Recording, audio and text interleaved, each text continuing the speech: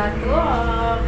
Selamat siang Bu Catur, bisa mengganggu waktunya sebentar untuk berbincang? Selamat siang Bu Eli. Apa yang bisa saya bantu? Begini Bu Catur, sebelumnya terima kasih sudah bersedia meluangkan waktu untuk kita berbincang. Di sini saya ingin bertanya lebih mendalam mengenai pengalaman Ibu dalam menghadapi dilema etika selama menjadi kepala sekolah di TK Pertiwi Tlogo ini. Sama-sama Bu Eli, dengan senang hati saya akan berbagi pengalaman saya selama menjadi kepala sekolah di sini. Nah Bu, selama ini bagaimana Ibu dapat mengidentifikasi kasus-kasus yang merupakan dilema etika atau rujukan moral Ibu? Biasanya saya mengidentifikasi kasus-kasus dilema etika ketika ada situasi di mana saya harus memilih antara dua pilihan yang sama-sama baik, tetapi keduanya sulit untuk dikombinasikan. Misalnya ketika ada anak yang memiliki kebutuhan khusus tetapi sumber daya sekolah itu terbatas, atau ketika ada konflik antara nilai-nilai yang kita ajarkan dengan tuntutan dari orang tua. Terus bagaimana dengan proses pengambilan keputusannya Ibu, terutama untuk kasus-kasus yang sulit seperti itu? Ya, saya selalu berusaha melibatkan semua pihak yang terkait, seperti ada guru, orang tua, dan bahkan anak-anak yang sesuai dengan usia dan kemampuan mereka. Saya akan mendengarkan semua sudut pandang dan mempertimbangkan semua faktor yang relevan. Setelah itu, saya akan mencoba mencari solusi yang paling adil dan menguntungkan bagi semua pihak, dengan tetap berpegang pada nilai-nilai yang kita anut di sekolah.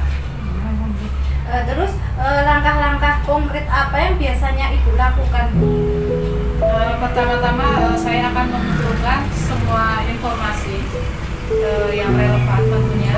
Kemudian saya akan menganalisis situasi dari berbagai sudut pandang.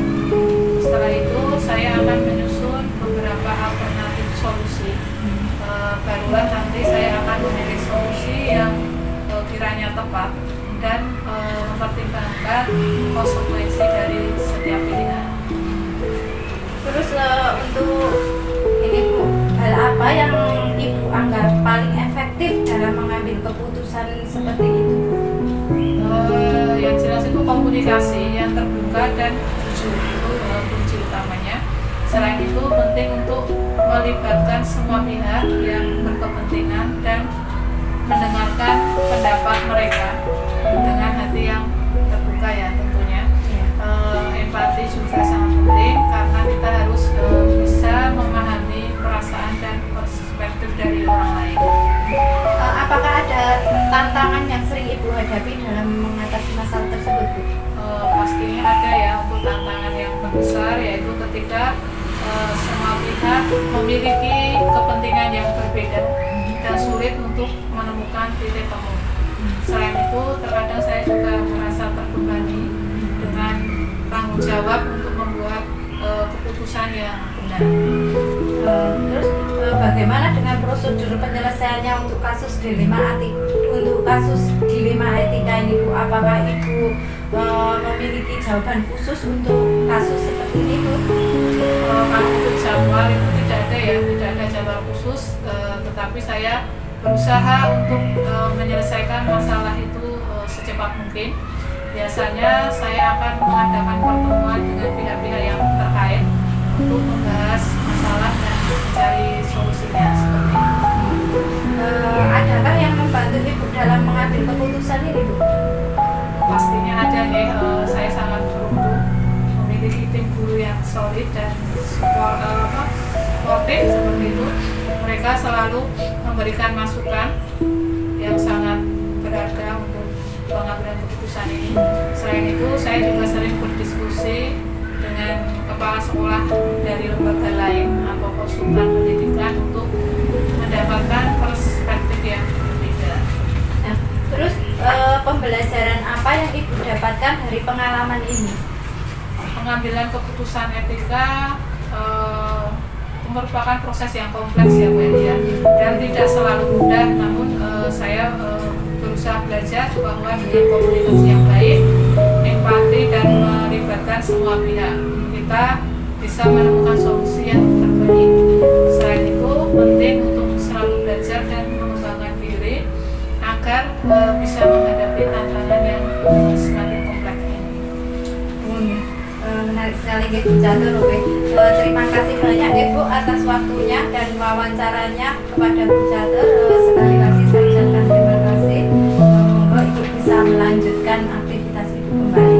Ya, sama-sama Bu Eli, ya, tetap semangat.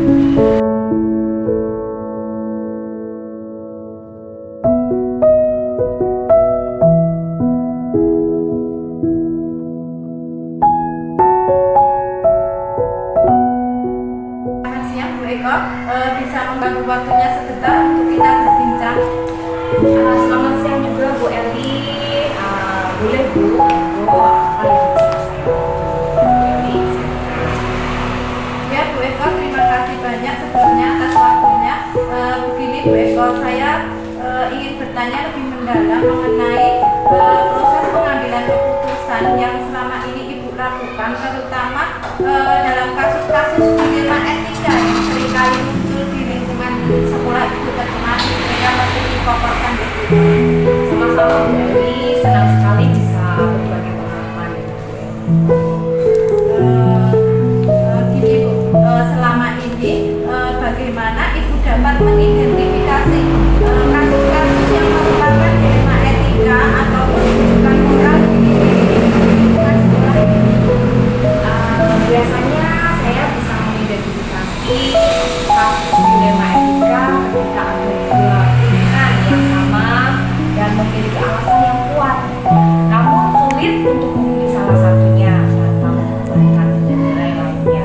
Misalnya nih, saat harus memilih antara kepentingan individu dan kepentingan kelompok, atau antara peraturan yang ada dengan pertimbangan kondisi-kondisi khusus siswa.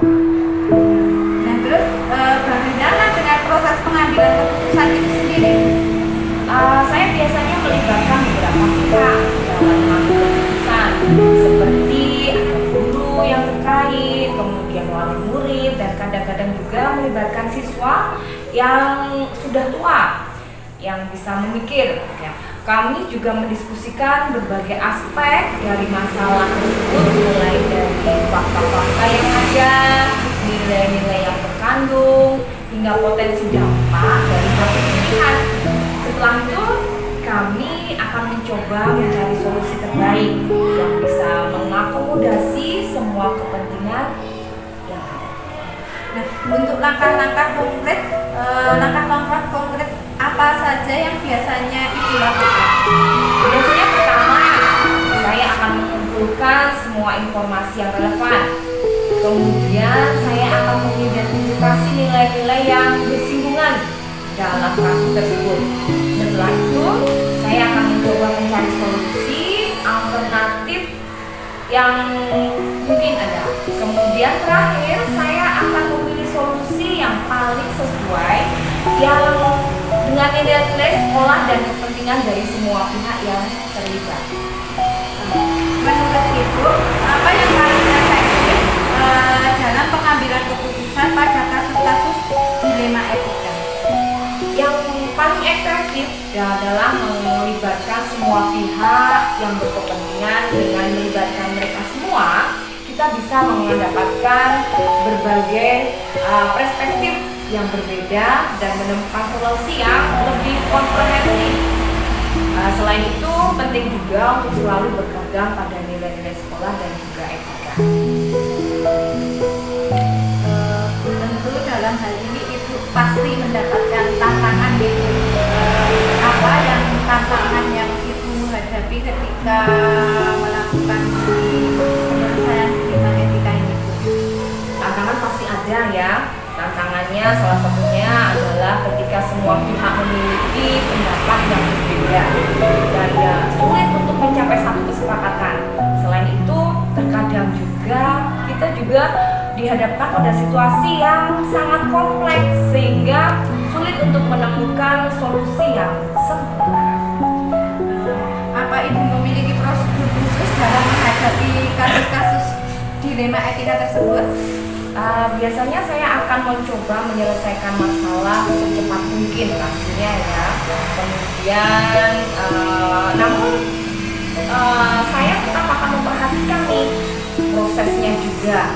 Jika masalahnya cukup kompleks, saya akan membentuk satu tim khusus untuk bisa membahas masalah tersebut secara lebih mendalam. Terus adakah yang membantu Ibu dalam mengambil keputusan tersebut? Pasti ada.